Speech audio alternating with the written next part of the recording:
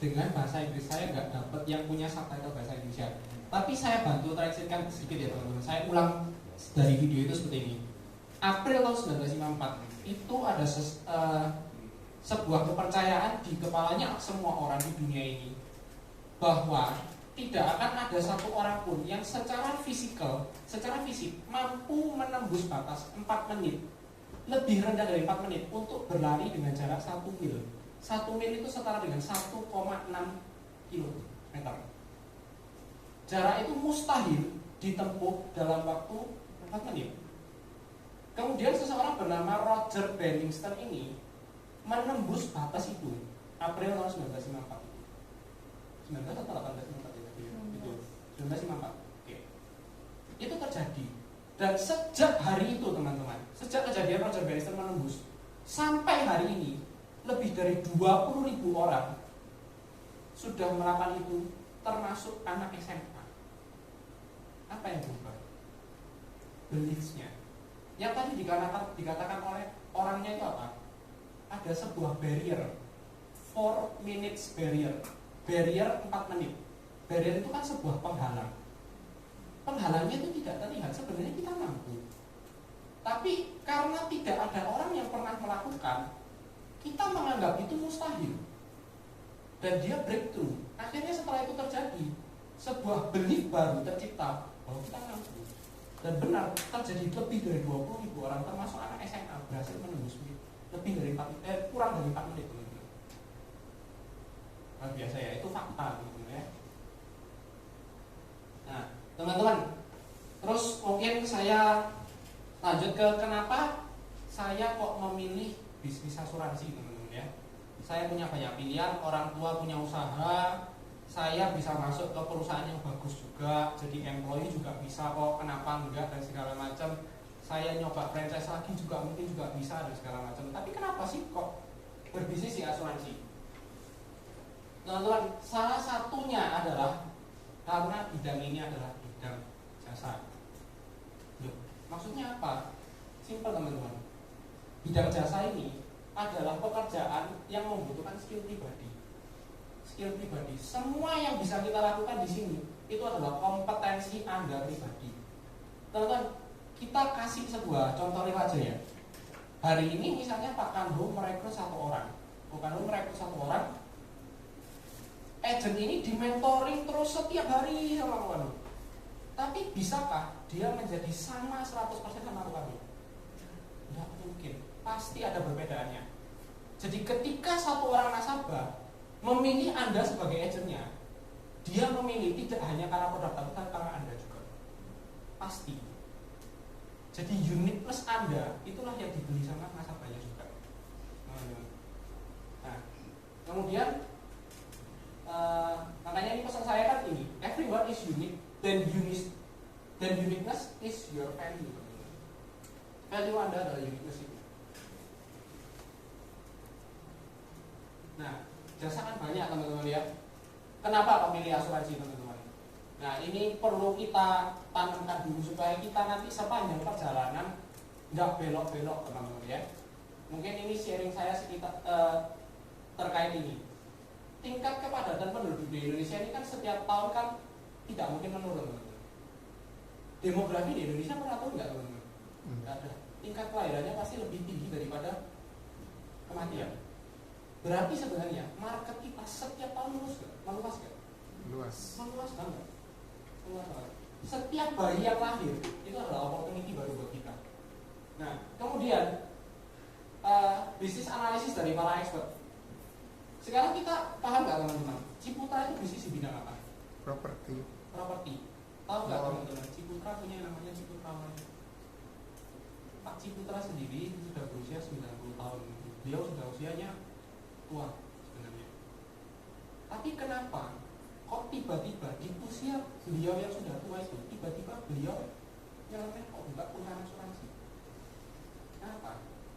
Kenapa kok orang sehebat dan sekaya beliau bisa menciptakan perusahaan asuransi yang ini? Pasti kan karena beliau punya yang namanya bisnis analisis.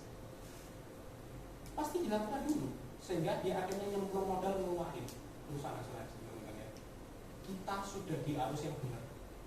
Itu aja pesan saya ya. Kemudian Kemudian ada yang namanya Panin dari Cilai. Dulu kalau Panin jualan asuransi namanya apa? Panin. Sekarang namanya Panin dari Cilai. Dari Cilai membeli sahamnya Panin sebesar 35% hanya untuk bisa jualan asuransi ke Indonesia. Harganya jangan tanya teman-teman, siapa yang mampu beli sahamnya Panin 35%? Dan dari Cilai menyemplungkan modal ke Indonesia untuk 35% di sahamnya Panin. Kira-kira pakai bisnis analisis nggak? Pakai. Ini adalah logika. Saya hanya paparkan data ke teman-teman supaya teman-teman paham betul bahwa kita di kereta yang benar. Kita ini di Shinkansen, kereta paling cepat di dunia. Kenapa kalian berbelok? Itu teman-teman ya. Nah terus bagaimana ini teman-teman? Itu kan juga salah satu perusahaan asuransi yang originatednya juga dari Jepang. Nggak usah jauh-jauh teman-teman. Perusahaan asuransi kita ini sekarang ini dari mana? London. Inggris. Jadi kenapa kok opportunity dari luar itu masuk ke Indonesia mengenai asuransi? Karena di sana sudah melihat opportunity-nya di sini mengenai asuransi. Anda berada di jalan yang tepat.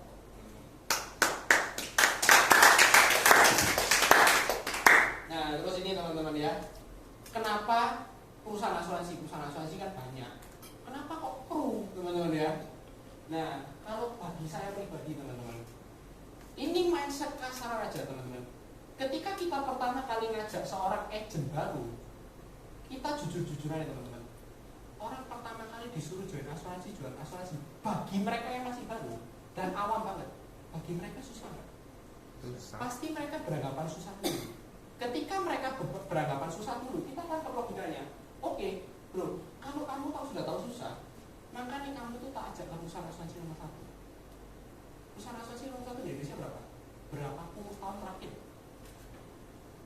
Bukan hanya tahun ini, berapa puluh tahun terakhir. Nah, itulah kenapa saya paham betul. Saya sebelum join ke Pru, saya sebelum benar-benar full, saya sudah koreksi ini dulu. Makanya saya bisa tulis, saya bisa sharingkan. Saya hanya sharingkan apa yang saya pikirkan. Saya tidak sharingkan apa yang tidak terpikir di kepala. Itu aja sebetulnya. Jadi semoga ini juga bisa membantu teman-teman benar-benar yakin betul full heart benar-benar di sini ya. Nah, ini indikator keuangan, salah satu yang membuktikan seberapa kuat sih perusahaan asuransi kita ini. Teman-teman, ini laporan keuangannya boleh bisa di sini nggak? Bisa ya? Bisa.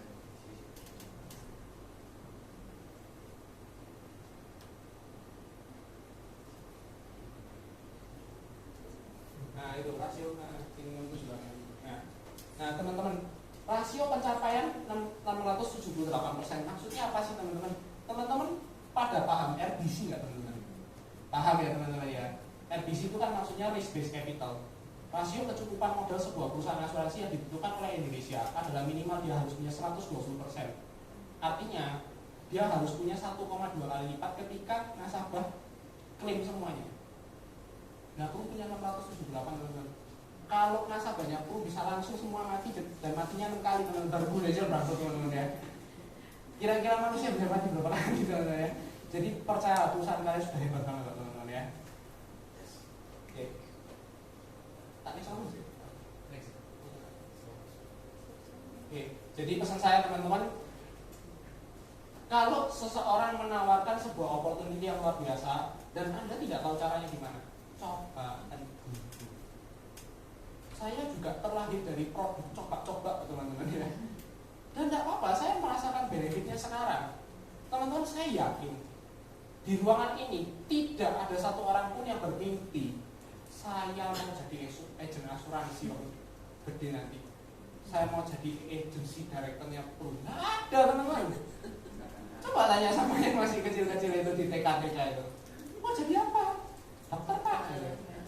Mau jadi guru Pak? Agen asuransi? Saya ini billion dollar advice. If someone offers you an amazing opportunity but you are not sure you can do it, say yes. Then learn how to do it later. Nah, teman-teman, ini pesan yang juga penting. Berhati-hatilah dengan pesan di sosial media. Saya mengutip ini dari akun Instagram ya, dari akun Instagram. Be careful with advice on Instagram. Banyak orang kan seperti ini ngomongnya teman-teman. Walton stop Walmart at 44. Walton memulai yang namanya Walmart di usia 44 tahun. Kroc starts McDonald at 52. Kroc memulai McDonald di usia 52. Dan Sanders memulai KFC di usia 65. You are never too late to start a business. Sorry agak kasar, bullshit and absolutely toxic advice. Saya paham betul maksudnya kenapa. Teman-teman, kita nggak bisa instan. Percaya nggak percaya, banyak orang itu berharap sebuah proses itu instan. Kita ngomong kasar ya teman-teman. Indomie yang diomongi instan itu butuh merebus air dulu. Baru minyak dimasak, bumbunya tuangan, baru setelah itu adu ensik baru dimakan. Ya nggak teman-teman? Masa habis mie dibuka di krak dimakan kan nggak mungkin ya teman-teman ya. Itu juga katanya instan kok. Nah, you are never too old to start a business. Yang pertama, justify procrastination. Procrastination itu maksudnya gini teman-teman, itu adalah pembenaran maksudnya teman-teman ya. Jadi, next entrepreneurs maksudnya orang yang ingin menjadi entrepreneur, slow down, take it easy and only show the iceberg effect. Iceberg effect itu maksudnya seperti ini teman-teman. Kita pada faktanya hanya melihat itu sebagai kecil gunung es di atas. Padahal yang di bawah itu besar banget, kita nggak kelihatan.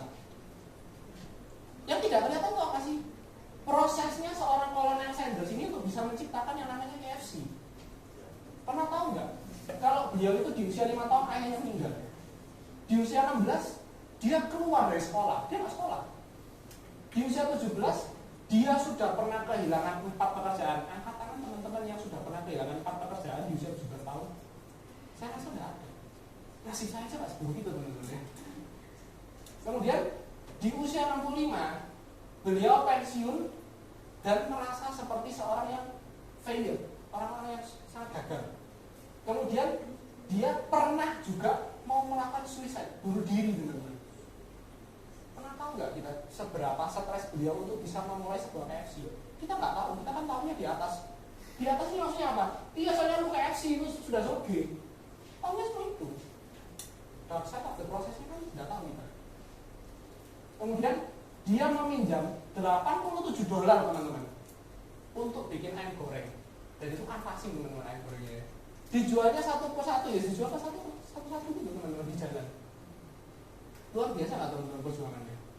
Pertanyaan saya, ketika kita pengen sebesar ini, kita memimpikan ini, kita mau nggak lagi? Belum tentu teman-teman. Jadi jangan iri ketika seseorang sesukses itu, karena belum tentu kita mau menjalani prosesnya. Tapi ketika kita paham betul bahwa proses itu adalah bagian dari sukses, pasti bisa. Pelan-pelan pasti ditahan. Sama kayak saya pertama kali canvassing, yang saya telan tuh apa kata-katanya Bu Andi? Gak apa-apa, ini jadinya jatah gagal. Gak apa-apa, masukkan mindset-mindset yang kayak gitu aja. Otomatis kita betah, karena kita tahu kita nggak punya ekspektasi yang terlalu tinggi. Jangan berharap ada sebuah pasti di atas awan. Batu pertamanya aja nggak ada teman-teman. Nggak mungkin tertanam di sana, gitu loh. You are never too old to start a business should not mean that you should settle for an unhappy existence until you become old and suicidal. Take your life and into your hand now. Don't wait. Makanya dilakukan sekarang teman-teman ya. Kalau memang benar-benar hari ini masih berpikir 2-3 kali untuk jalanin, maksudnya gini teman-teman. Bukan berarti saya nyuruh orang untuk udah quit your job aja, kerja di aja. Enggak teman-teman. Itu pilihan Anda. Tapi maksud saya seperti ini. Kita punya waktu 24 jam yang sama. Tidak ada orang di dunia yang punya 24 jam 1 menit. 24 jam semua. Pertanyaan saya, kita bisa nggak bagi waktu dengan pekerjaan yang satu dan coba prospek gitu. Dan ketika kita benar-benar coba prospek, jangan yang namanya setengah-setengah. Wes lah, kak orang aku ya wes kesel, wes gak usah ganti kelambi, mambu-mambu, tak apa-apa, ojo ya. Do your best. Give your best. Karena ketika ini pada faktanya teman-teman, ketika kita setengah-setengah, orang lain di luar sana melakukan puluhan, Anda pasti kalah. Semua nasabah asuransi pasti berhak dapat agent yang terbaik. Pengen agent yang terbaik. Kalau Anda setengah-setengah, Anda dipilih nggak? Itu aja pesan saya, gitu ya. Kemudian ini mindset saya tentang yang namanya bisnis asuransi, karena kan teman-teman pasti sering disiarkan yang namanya sebuah passive income, active income itu apa. Oke teman-teman, saya setuju benar perusahaan ini bisa memberikan Anda sebuah passive income. Tapi seperti ini teman-teman, ini yang kita bahas adalah what are passive income streams. Apa sih sumber-sumber yang bisa menghasilkan passive income? Ada 4 teman-teman. Yang pertama adalah automated online stores managed by virtual assistants. Artinya apa? Kita punya sebuah online shop yang sudah automated. Kita punya karyawan yang untuk handle order, kita punya karyawan untuk packing, kita punya karyawan untuk kirim. Semua itu sudah tersistem, brandingnya udah kuat dan segala macam. Orang pesen tinggal admin yang urus, semua tinggal lempar. Uang udah jalan, udah pasti. Kita mau nggak kerja nggak apa-apa, mau nggak masuk. Itu passive income-nya juga, bener ya. Jadi running, terus kedua running a franchise, a successful franchise. Iya, franchise McD, contohnya. A successful franchise, KFC, a successful franchise, dan segala macam. Earning a divided stocks. Earning a divided stocks ini maksudnya apa sih? Kita invest saham. Tapi pertanyaannya teman-teman, 3 ini memang bisa menghasilkan passive income. Kalau kita invest di saham, sahamnya naik, kita kan yang berapa sahamnya naik, uangnya kan masuk ke kita. Kalau Anda withdraw, pertanyaan gini teman-teman, ini 3 butuh modal nggak? Modalnya harus uang, dan uangnya udah pasti nominal besar. Kita invest stok cuma 100.000, berharap bisa jadi 100 juta kamu, nggak bisa 9 juta dulu juga. Ya. Seberapa besar sih odds-nya, kemungkinannya, gitu ya teman-teman. Dan yang terakhir, ini adalah posisi kita sekarang teman-teman. Being a part of a network marketing business with a huge downline and more. Data kita berada di sini teman-teman. Jadi tidak hanya kita yang mengaku-ngaku bisnis kita bisa menjadi sebuah passive income, tapi fakta membuktikan seperti ini adalah bisnis. Tapi warningnya ini perlu kita baca. Highlight adalah di warningnya. All of those models requires you to put an insane amount work first. Maksudnya insane amount of work first adalah kalian harus active income dulu, kerja keras dulu. Kayak saya nggak ngerti kan pasti ya kan pasti bolang teman-teman. Susah nggak susah, malu nggak malu, jadi orang aneh rasanya. Tapi nggak apa-apa, itu kan adalah set of the prosesnya. Kita harus active income dulu, kerja dulu, susah dulu. Kemudian whoever tries to sell you the dream of passive income is a complete rip-off and will make you lose all your money. Ini yang kedua benar-benar keras teman-teman. Dia bilang kalau misalnya Anda cuma berusaha dijuali sebuah mimpi untuk punya passive income, tapi kita nggak diajarin untuk kerja keras dulu, itu tidak mungkin terjadi. Anda hanya akan kehilangan waktu dan kehilangan uang. Jadi kalau kalian benar-benar ingin punya sebuah passive income, yuk active income dulu. Pertama kan kita harus merekrut 1 orang dulu. Apakah Kokanhu hari ini bisa seluar biasa ini? Itu ngambung-ngambung? Enggak. Dia harus rekrut dulu teman-teman mungkin siapa, mungkin ya toh. Terus kemudian berkembang. Tapi untuk bisa berkembang, merekrut dulu enggak? Rekrut dulu. Itu yang harus kita pegang. Soro dulu baru enak. Orang maunya enak tapi nggak usah soro, nggak bisa teman-teman ya. Passive income is the result of active work. Itu pesan yang luar biasa. Terus bagaimana sih ngembangin passive income? Ini versi saya sendiri teman-teman. Mindset saya kembangkan waktu saya kerja. Nah teman-teman, tetap lakukan yang namanya personal selling bro. Itu kan active income bro. 3. Tapi maksud saya bukan karena kamu kerjanya, tapi kita jadi panutannya. Teman-teman, hari ini Harvest bisa sebesar ini karena Kokanhu pantas menjadi seorang panutan. Simple. Everyone look after him, merasa beliau patut dicontoh. Kita nyuruh agent, ayo omset kok bro. Tapi kita sendiri sampai bulan 10 omsetnya juga 0. Nggak mungkin mau gerak agentnya. Karena kita cuma ngomong kok. Kamu yakin kasar-kasar naik kalau agentnya masih baru? Kalau saya apalagi kritis, saya mikir gini. Kamu nyuruh saya kerja, kamu sendiri aja nggak bisa jualan. Barang ini mungkin nggak bisa dijual memang. Benar nggak teman-teman? Itu logika dasar. Kita kasih panutan, mereka kan pasti tarik. Iya ya. Isi nih, Pak. Masa aku tidak timnya kok kan buat saya nggak bisa ngajar, kok jangan tahu saya nggak bisa ngajar. Nah, pasti akan kejar sendiri. Tapi kasih panutan dulu. Itu teman-teman ya. Sehingga sampai bawah pasti akan turun. Makanya sampai sekarang saya juga yang sharing juga saya lakukan. Saya personal tulis juga tetap lakukan. Kedua, continuously branding teman-teman. Continuously branding itu seperti apa sih maksudnya? Teman-teman intinya tanamkan di kepala orang bahwa di lingkungan kalian, di lingkungan kita semua, kita adalah agen asuransi terbaik. Jadi lu mau milih asuransi, lu mau beli asuransi pasti cari saya kalau orang lain. Bikin aja setegas itu. Caranya gimana? Sosial media dipakai. Kalau nggak ada sosial media, jadilah orang yang lumayan dominan di sebuah komunitas. Bisa.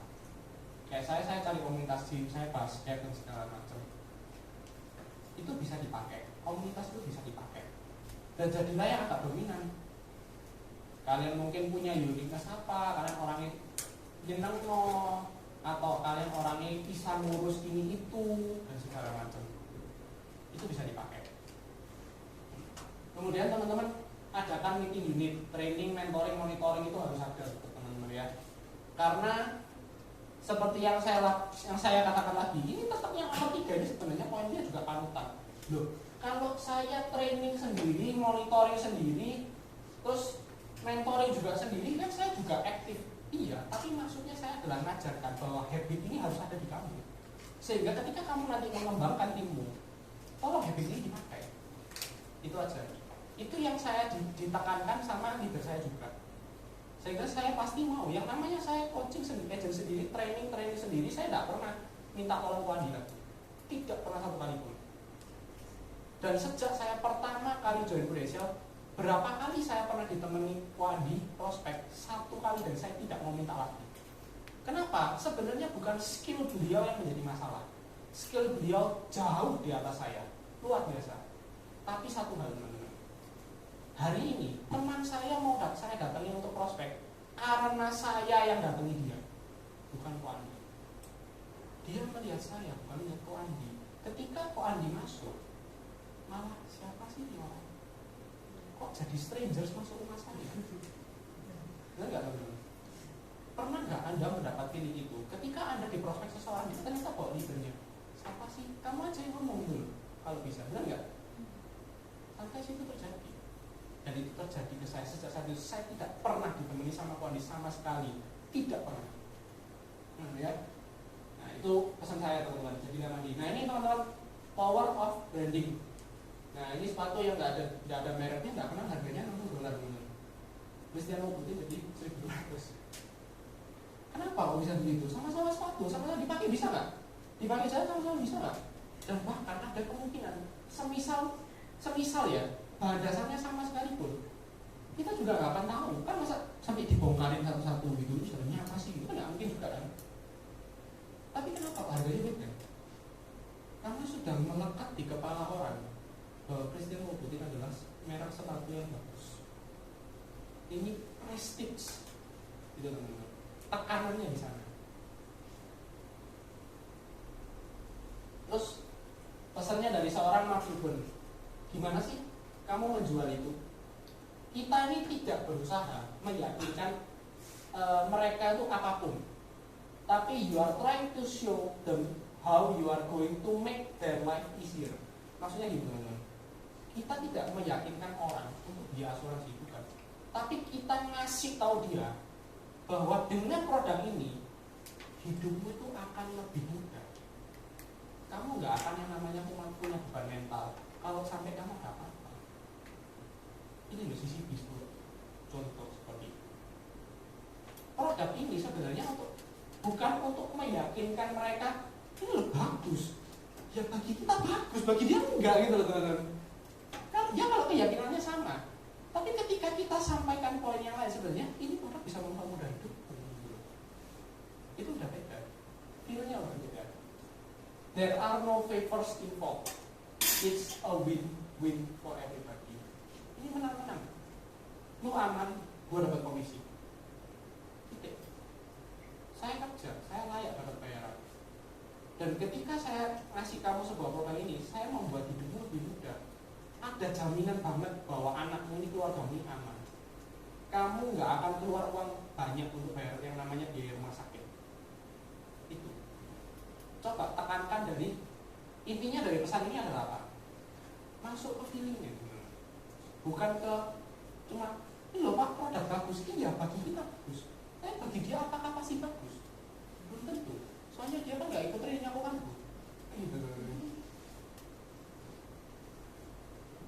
Jangan mudah menyerah teman-teman ya.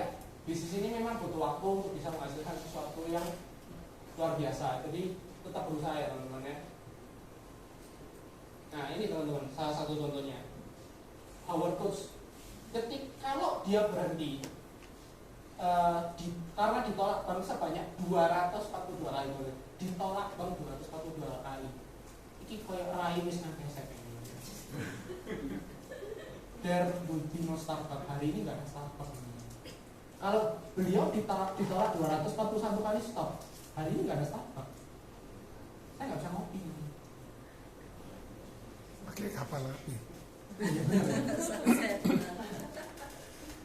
Nah, kalau J.K. Rowling stop setelah dia ditolak oleh publisher berkali-kali selama bertahun-tahun, tidak akan ada yang namanya Harry Potter.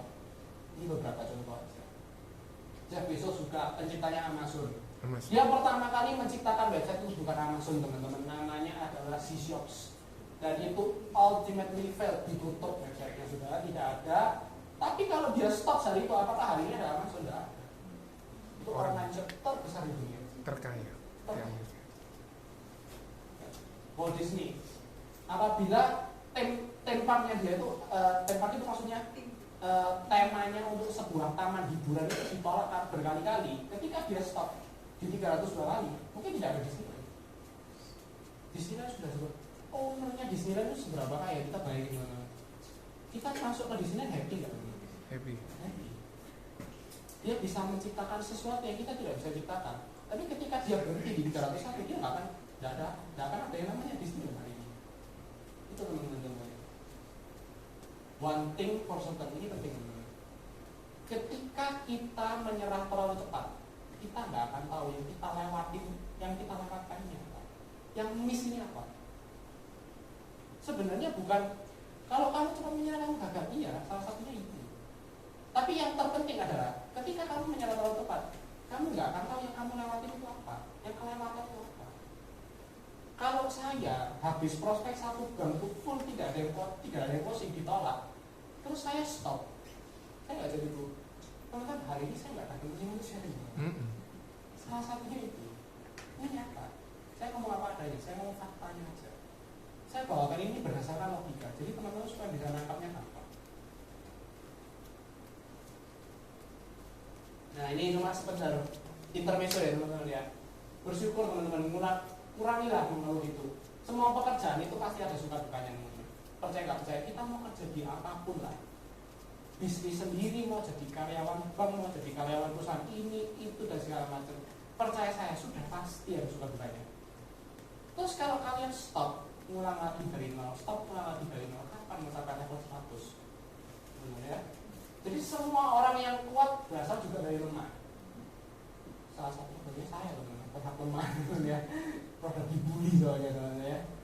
Dan semua orang kita juga berawal dari tidak tahu apa-apa.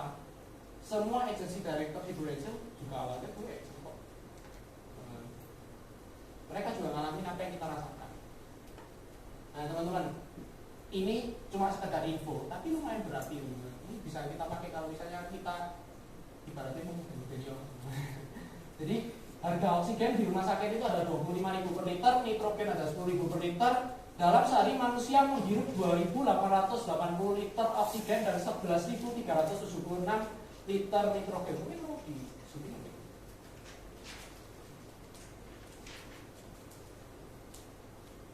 Nah, kalau dikalikan sebulan 185 juta per hari.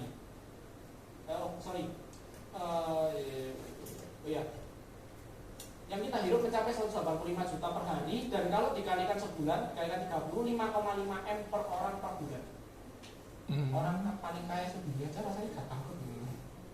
5,5 M per bulan. Bayangin kalau ini kita nyedotnya semua dari alat yang dikasih sama Tuhan, barangnya teman-teman. Bangkrut. Nah, jadi bersyukur ya teman-teman ya, banyak-banyak bersyukur. Nah, kalau saya mau punya 1001 alasan, saya pasti punya banget teman-teman. Sejujurnya, kita ngomong fakta teman-teman. Saya hari ini bisa jadi speaker itu sesuatu yang menurut saya nggak pernah kebayang. Saya ini orang yang dulunya takut, kata orang itu takut, kok bisa jadi speaker? Ini boneka semua. Gak bisa, bonekanya gak bisa ketawa. Kalau ketawa caki bisa takut. Oh iya, anak saya juga. Saya ini orang yang introvert, pernah dibully dan segala macam. Orang tua tidak mendukung, dipandang rendah itu sudah biasa teman-teman. Dijauhi itu sudah sangat sering, ya. Jadi, tapi tetap saya lakukan teman-teman ya. Tinggal Anda sendiri yang memilih menganggap ini selamanya adalah tekanan atau pelajaran. Kalau saya menganggap ini pelajaran karena salah.